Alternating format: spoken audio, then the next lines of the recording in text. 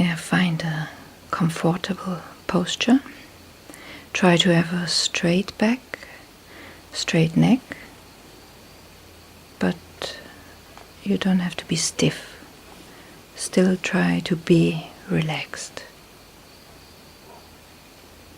Usually if you pull your shoulders up 1 or 2 times and let them fall down, then you're in a natural posture. Your hands lie on your lap, right hand on top of the left hand, and if you can, right leg on top of the left leg. If this is uncomfortable, you just sit with crossed legs, or however you feel it's comfortable, and you can stay in that posture for a long time, for about 50 minutes. And first of all, we see ourselves in that posture. You can move from your head, know your head, move down to your neck, know both shoulders, both upper arms, elbows, lower arms, hands, your straight back, your lower body. You feel how you touch the floor or the mat you sit on, and your crossed legs. You know you're sitting in meditation now. You try to calm the mind, and you try to let go of everything that arises there in the mind. Make up your mind that nothing is important now. Whatever arises there, whatever thought may come, you just know them as what they really are. It's only thinking. You can make a mental note. That means in your mind you note what is really there. For example, you note thinking, and then let the thought go. And bring your attention to your breath. The breath is our main object while sitting. And we fix the attention on our abdomen. You know the point about 2 fingers above your navel. And see how your abdomen is rising and falling while you're breathing. When you breathe in, you see this movement of rising, of expanding. When you breathe out, the abdomen is falling. And we make a mental note. When you see your abdomen is rising, you note in your mind, rising. When the abdomen is falling, note falling, rising, falling.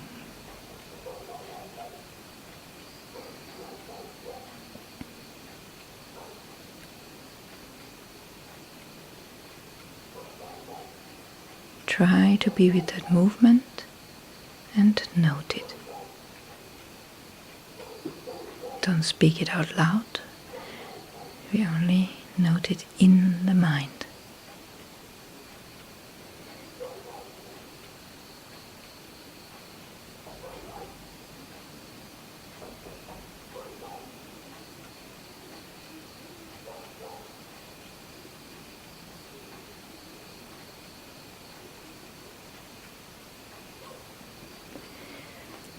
When you start with your meditation, then You might see the rising and falling 1 time, 2 times. And then a thought is coming. Your mindfulness doesn't want to stay just with that rising and falling. So thoughts come. It's natural. It's the nature of the mind that it thinks. So don't get upset with yourself. Don't get too agitated about that. Just know. Know there are thoughts. Note in your mind, thinking, thinking. 2 times or 3 times. And then let the thoughts go. And bring the attention back to the abdomen. Know the rising and the falling.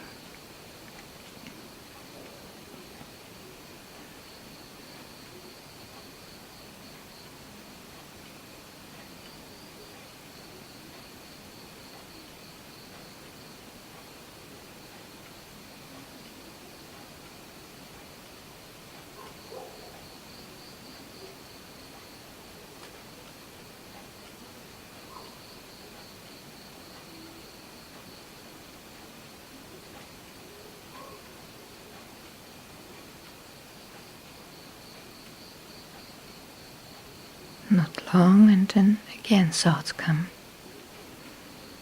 Never mind. In the moment you know that you're thinking. In that moment you're 100% mindful. And that's why we practice, to develop that mindfulness. So you know there are thoughts again, and you note it. Thinking, thinking. Let it go. And bring the attention back to the breath, to the rising and falling. We need a lot of patience in the beginning to bring the mindfulness back again and again. But slowly then thoughts will reduce and concentration will increase. So we just go on. Know the rising, falling.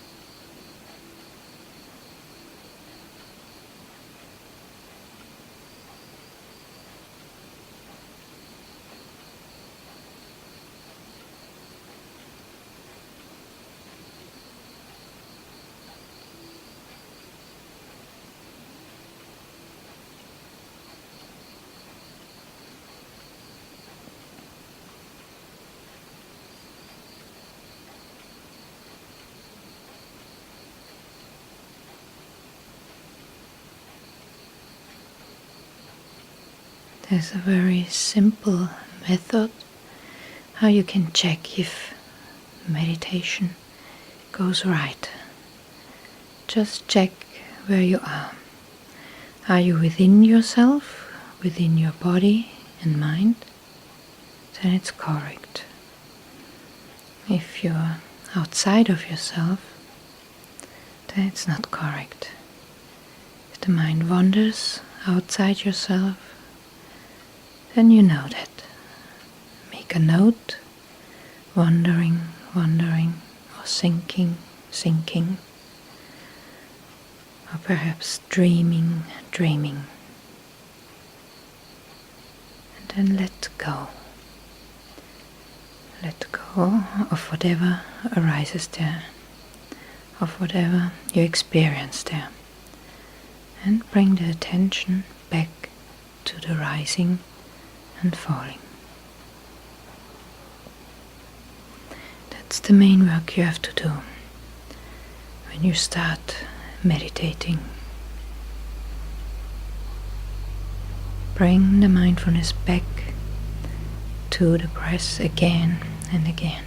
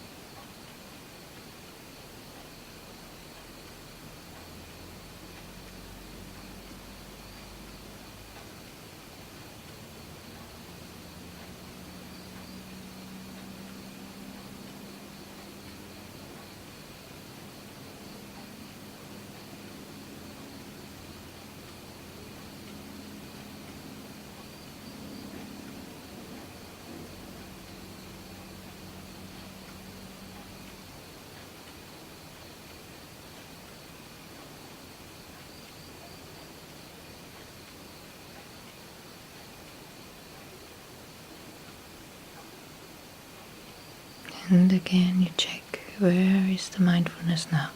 Is it there? Are you with yourself? If not, then come back. Let go of whatever you experience and bring the attention back. Make clear that whatever you want to know, all the wisdom, all the knowledge you want to reach, it's all within yourself, within that very body and mind. So there is no need to worry about anything outside yourself.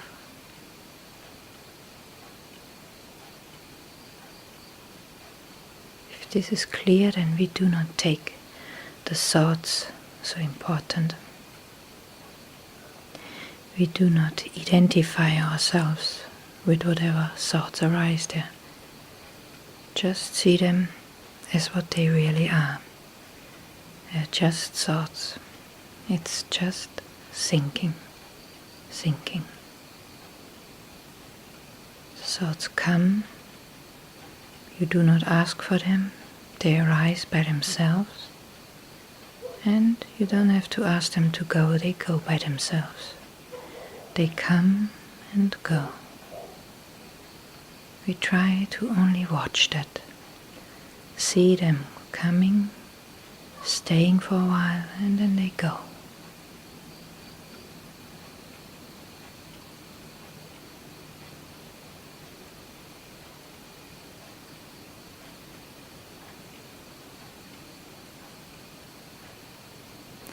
That's the nature of thoughts, but also of everything else we experience.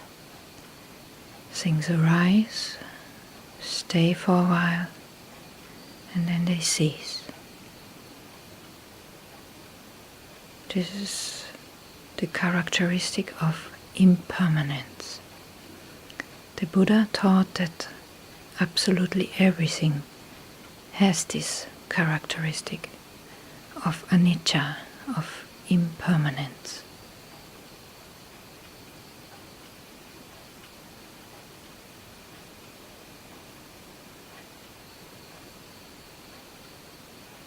Everything is born, stays for a while, and then it has to go, has to die, has to cease.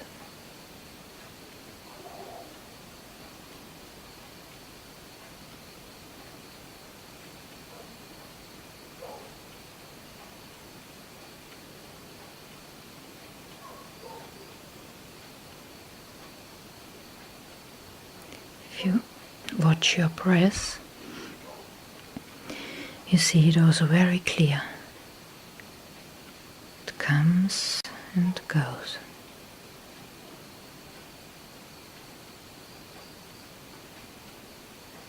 The thoughts come and go. Feelings, pleasant feelings, unpleasant feelings. They come and they go. They do not stay. They are not permanent.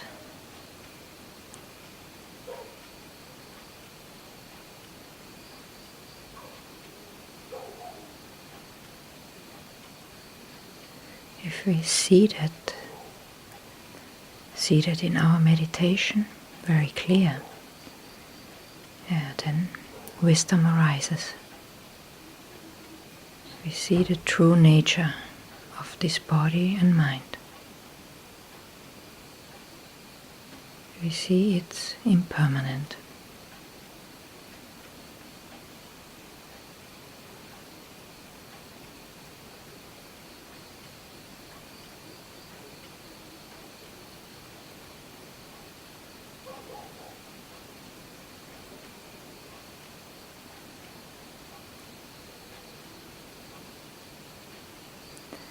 This impermanence is also suffering,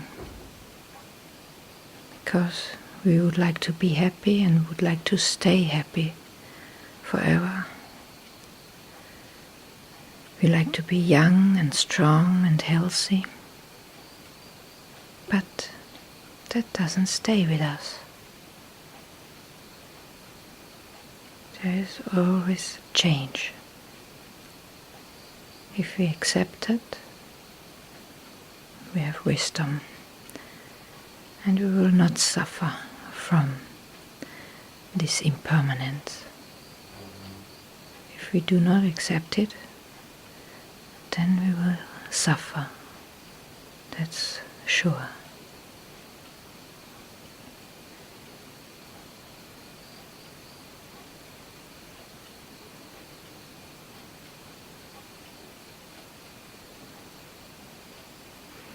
And this suffering is the second characteristic that the Buddha taught. Absolutely everything is suffering.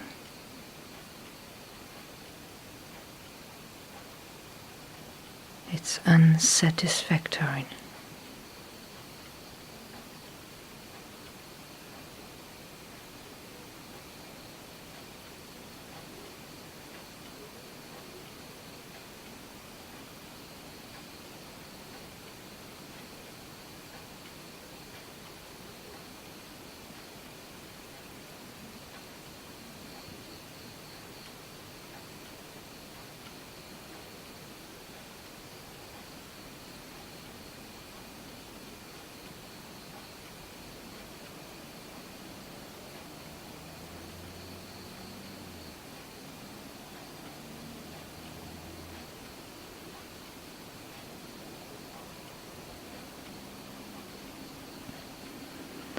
And we might think, but if we are happy, we are not suffering.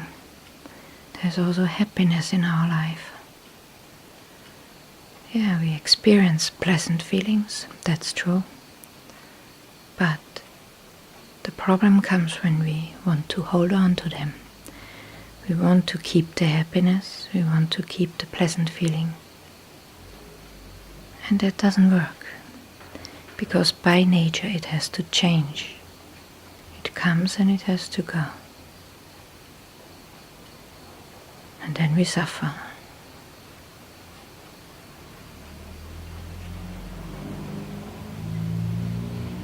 So wisdom lies in accepting the impermanence.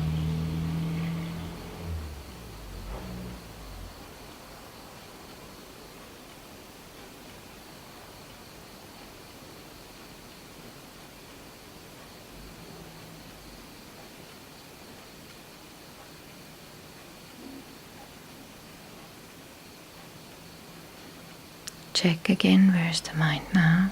Are you with your breath? Are you with the rising and falling? If not, then bring the attention back to the breath, to the movement of your abdomen.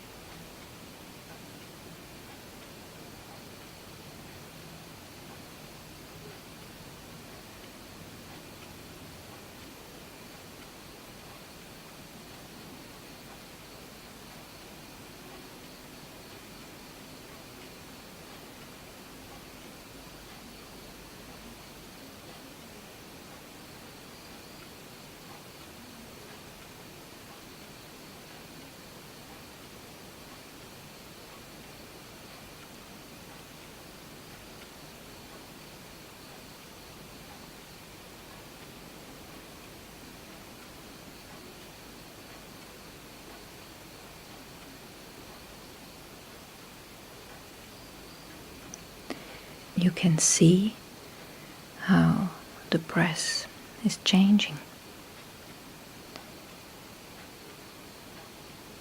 Sometimes you breathe very deep and long.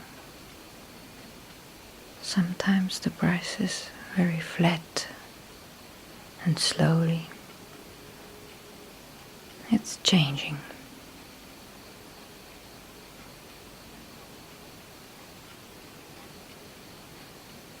Sometimes it can even be so fine, so subtle that you can hardly feel it. It seems you have already stopped breathing. But that is not so. The breath is going on. So there is no need to worry. We just know. If we cannot feel it anymore, we don't feel that movement of the abdomen, then we just know. No, there is still breath going on, but it is very subtle.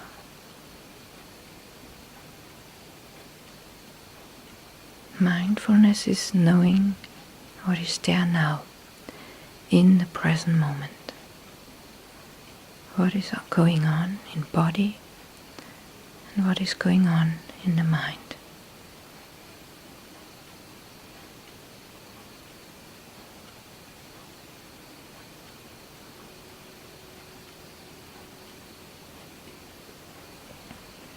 But of course we have one object, one main object, where we can fix our attention on, and that is the breath.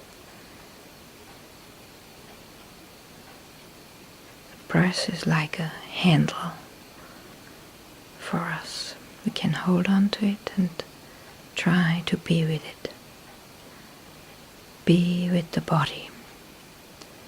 The body is a rough object and is easier to be known, to be experienced than the mind. The mind is much more subtle and it changes very quickly. So it's more difficult to catch the mind. That's why we have as our main object the body, the breath, the movement of the rising and falling of the abdomen.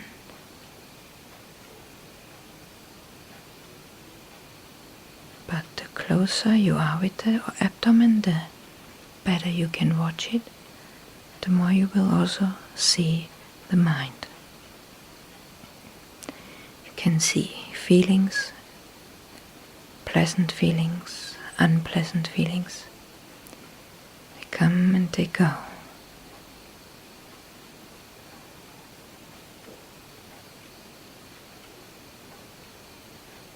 Actually, there are three kinds of feelings: pleasant, unpleasant, and indifferent feeling. A feeling that is whether pleasant nor unpleasant.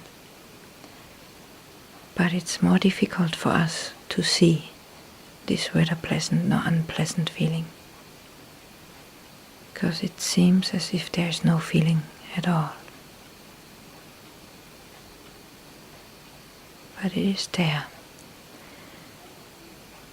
It's there most of the time.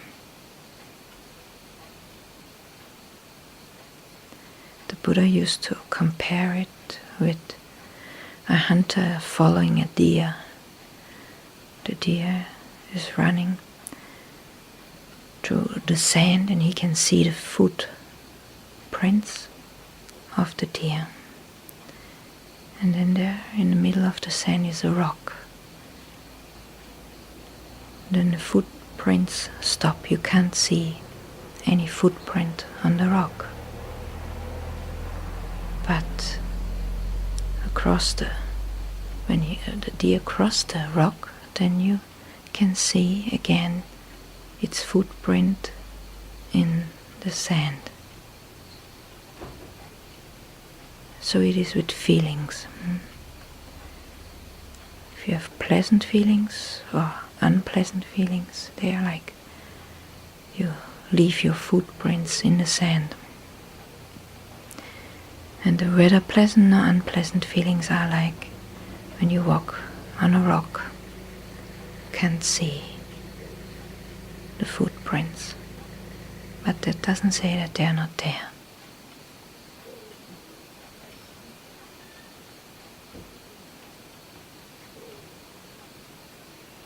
So if we meditate, we watch the body and we watch feelings.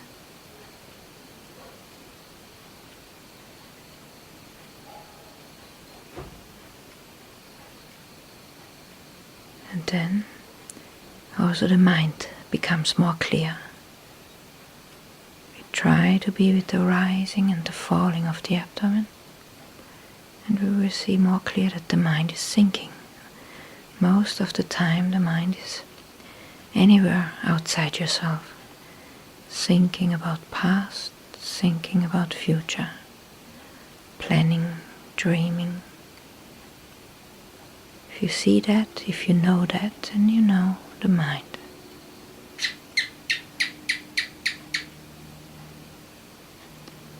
Again we know thinking, dreaming, planning,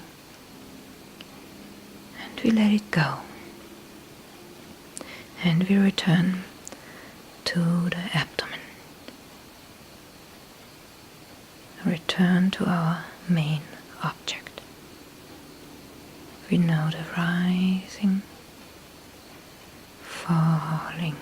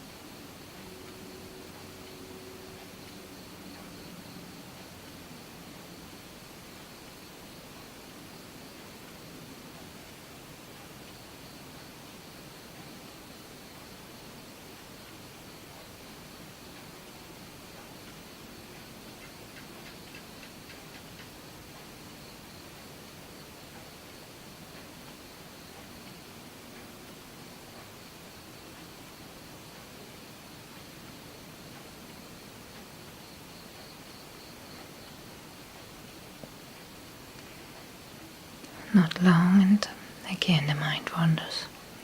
Again the mind is anywhere else, but not with the breath. Never mind. Be patient. You have to have endurance and bring your mindfulness back to the abdomen. We do that very gentle. We are gentle with our mind. Can't force it. Just know it. In the moment you know it, you are already mindful. That's perfect. No problem. No need to worry about what is past already.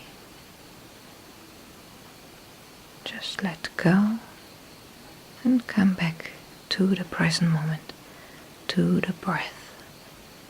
Know the rising and know the falling.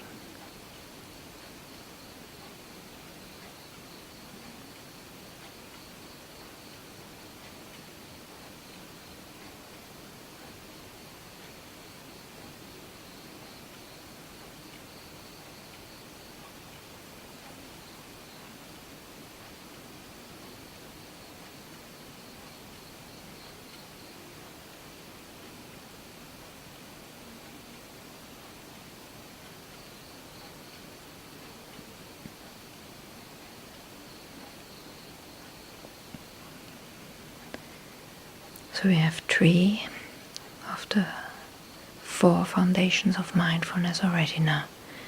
The first is the body, we know the breath. Second is feelings, pleasant and unpleasant feelings, and neutral feelings. And the third is the mind. We know thinking, we know what's going on in the mind. Now, when we see things are impermanent, mindfulness is there and then it's gone. We think again. Thoughts come and go. Feelings arise and then they cease. Seeing impermanence. That is seeing the Dhamma. The Dhamma is the fourth foundation of mindfulness. Seeing whatever you experience is changing.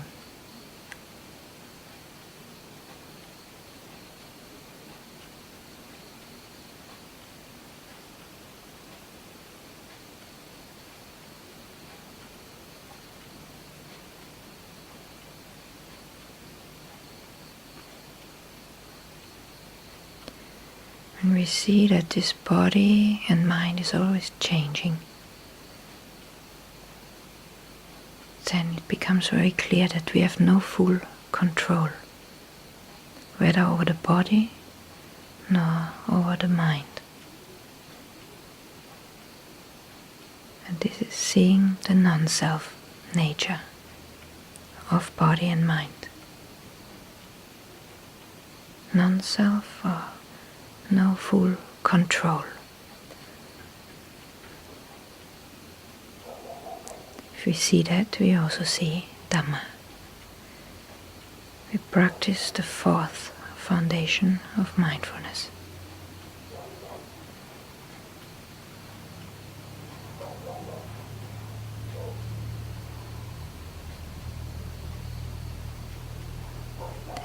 If we practice Vipassana, then this is the basic of our practice. We have to practice on these four foundations of mindfulness. We apply our mindfulness on body, feelings, mind, and Dhamma.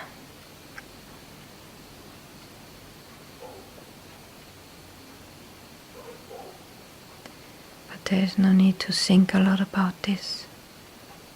Try just to stay with your rising and falling movement of the abdomen. And then naturally all four of these foundations will be there.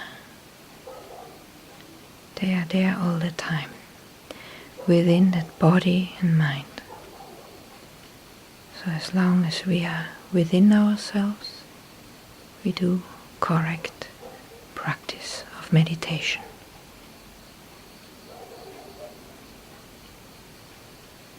If the mind goes outside yourself and wanders, then you are far away.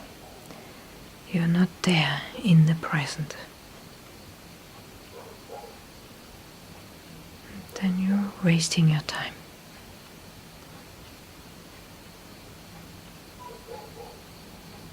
So always check, where is the mind now? If you're not within, then gently bring your mindfulness, your attention back to the body, to the breath.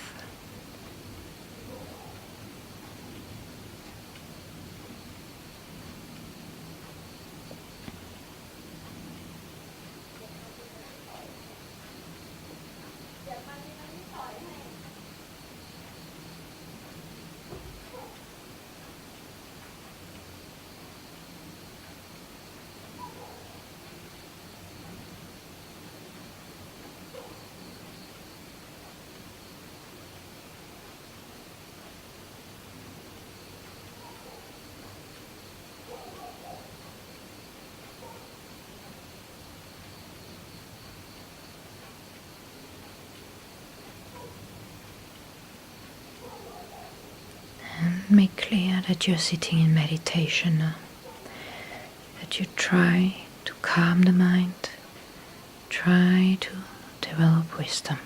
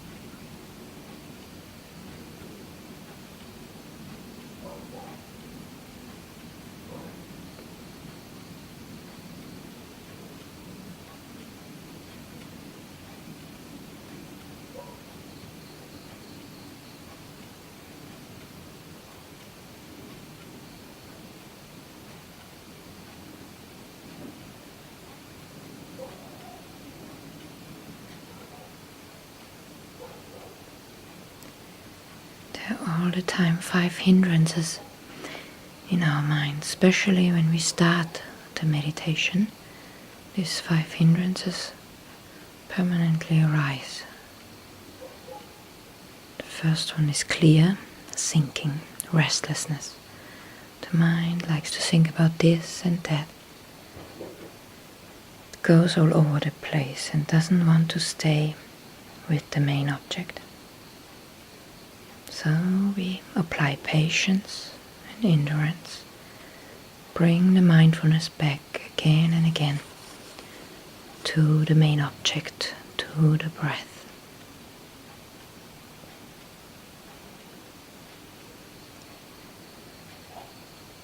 If the mind is a bit calmer, then usually tiredness arises. We do not think so much anymore, but now the mind gets tired, gets sleepy, drowsy. That's another kind of hindrance. And we have to try to sit more straight, try to note more intensely. Do a lot of mental noting. Note tired, tired, tired. Try to let it go and bring the attention to the breath.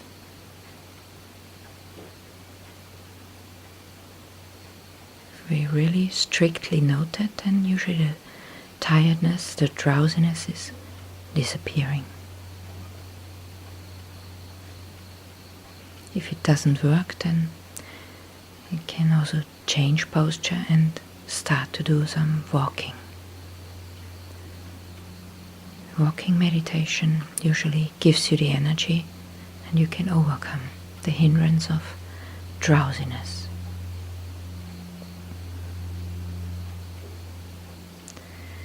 Another hindrance that comes all the time is desire. We would like to do this, like to see that, see pleasant sights, hear pleasant sounds, taste pleasant tastes, have a pleasant touching feeling in the body, like to have nice thoughts, dreams. This is desire, another hindrance. If the meditator sees that desire is there, just note it. Desire or wanting, and let it go. Do not get involved in the thoughts that arise. Just know them, let them go, and come back to the main object. We do not ask for desire to arise, but still it comes. So we can see we do not have full control over that. And we can say it's not ours, it's not my desire. I didn't ask for for desire to arise. It comes by itself and it goes by itself. Just know it, note it, and let it go. And stay patiently with your practice, with the rising and falling.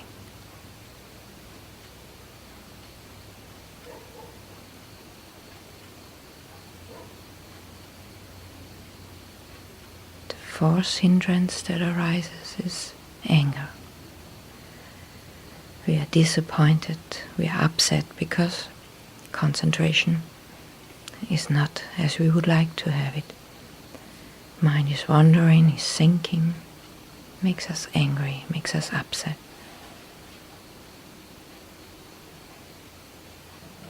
Pain is arising, and then we have aversion. We don't like to have pain. So we get upset. This is just another hindrance. We do not believe in that. Do not see it as mine, my anger. I am angry. I am upset. I am disappointed. We don't see it like that. We just know, there is no disappointment. Disappointment. Note it. Try to let it go. Be patient. And come back to the rising and falling.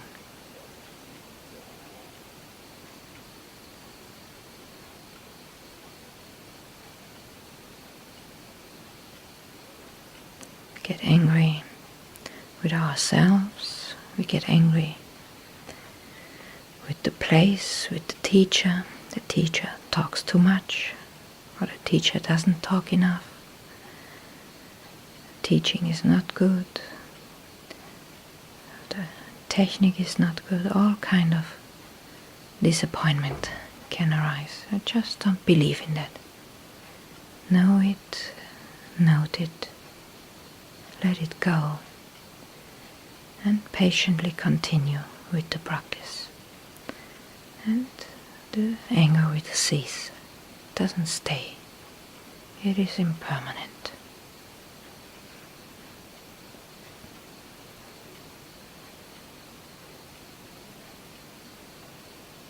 And the fifth hindrance that comes is doubt.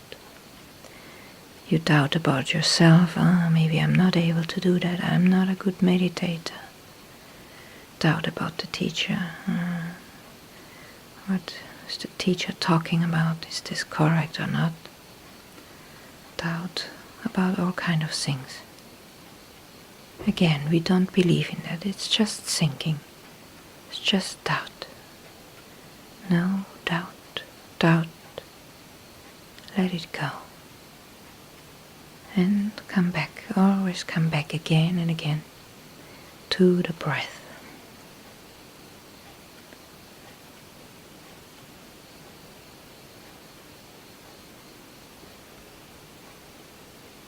Make clear that every meditator has to deal with these hindrances. It's natural.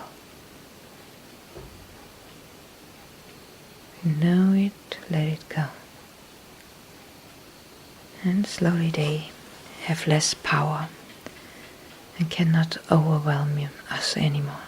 Just come and go.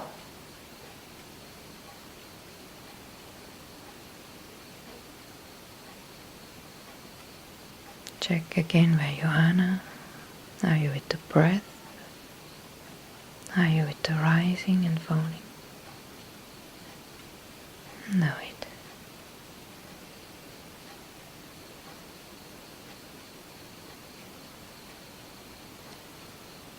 Pain arises, we also know it. Pain, pain. Make the note. Try to let go and return to your main object.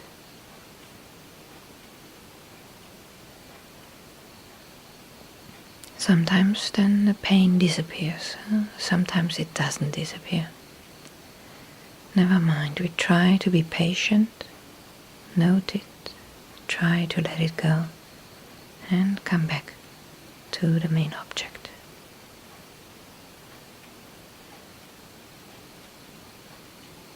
If we cannot bear it anymore, it's too much pain, then no problem. You know now there's suffering in the body, and you know that you want to change the posture. And then slowly move your legs or straighten your back.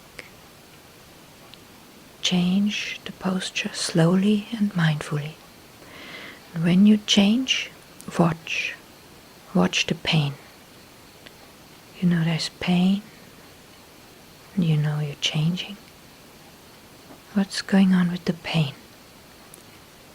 If you change your posture, is the pain still there? Or does it disappear? Usually you will see the pain ceasing, it disappears. Then you know that. And you know, this shows again impermanence. Pain comes and goes. It doesn't stay with you. You know that, you note that, and then come back again to the main object, to the rising and falling.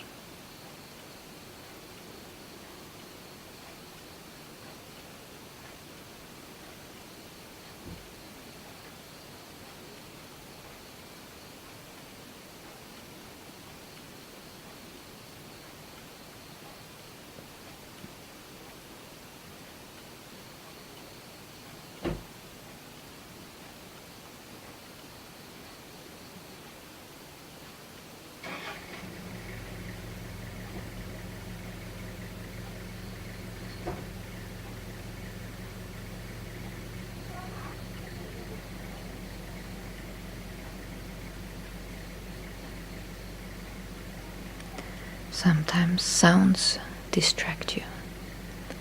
There's a loud noise or sound outside, and you see how the mindfulness is going out through your ears, through the sound. Goes to the sound, and you know, you hear a car, or you hear voices, whatever. Never mind. Just note. You don't note car. You note hearing. That is what you actually experience. You have ears, there's a sound, and when your ear contact the sound, then hearing consciousness arises. That's natural, that's normal. So you know what really happens there is just hearing.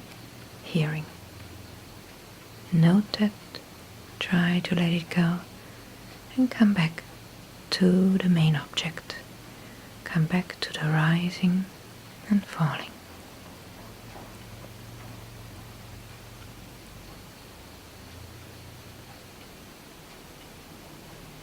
You can see if you practice Vipassana correctly, there is actually no hindrance.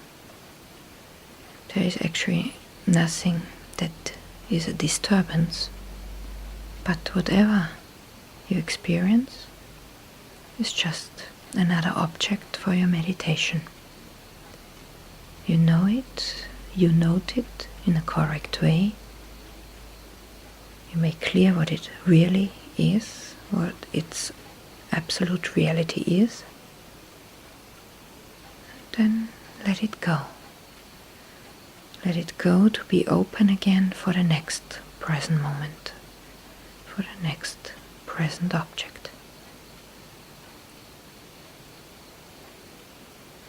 This is practicing Vipassana or insight meditation.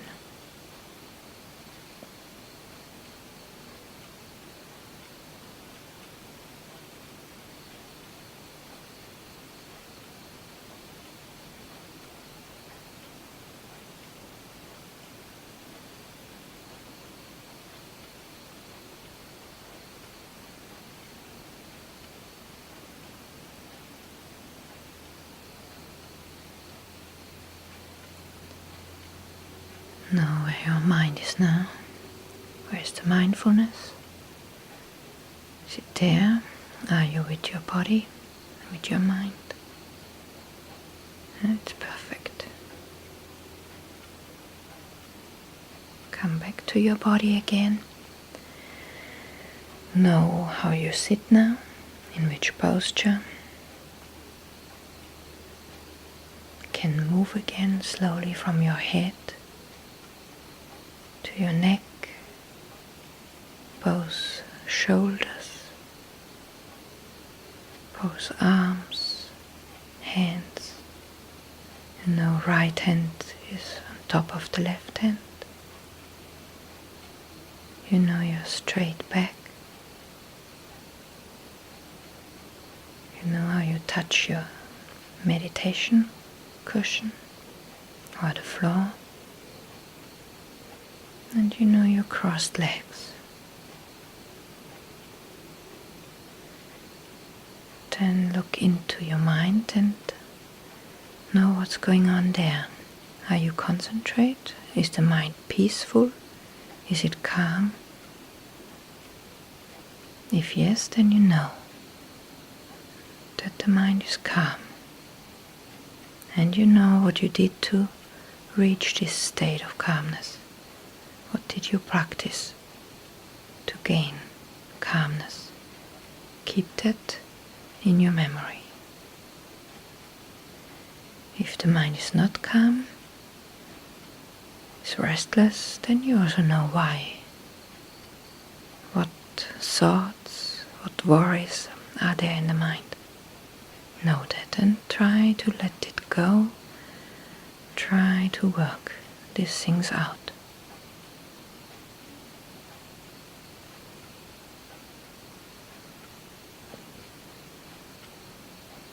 Then slowly bring your right hand to your right knee.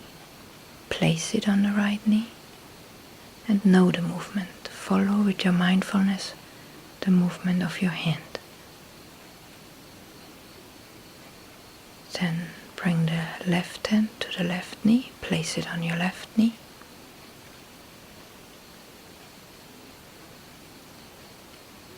Lift the right hand and the left hand, fold them in front of your heart, and we give metta, we give loving kindness now. We share all the good we did by having the patience, endurance of practicing meditation now. First of all, we think of those beings that are important in our life, like parents, teachers, those that guide us on our path. We share it to those we love, family, friends. Then we also share it to those where we have no special relationship, neutral people, neutral beings. And we share it to those that we don't like or who do not like us, people where we have problems with, enemies. And in the end we share it to all beings, wherever they may be. We wish, may all beings be happy, may all beings be peaceful, and may all beings be free from all suffering. You can also make individual wishes now, determinations you have, make them now with a powerful, concentrate mind. Then these wishes are much more successful than if the mind is not concentrate. And when you finish, come out of concentration.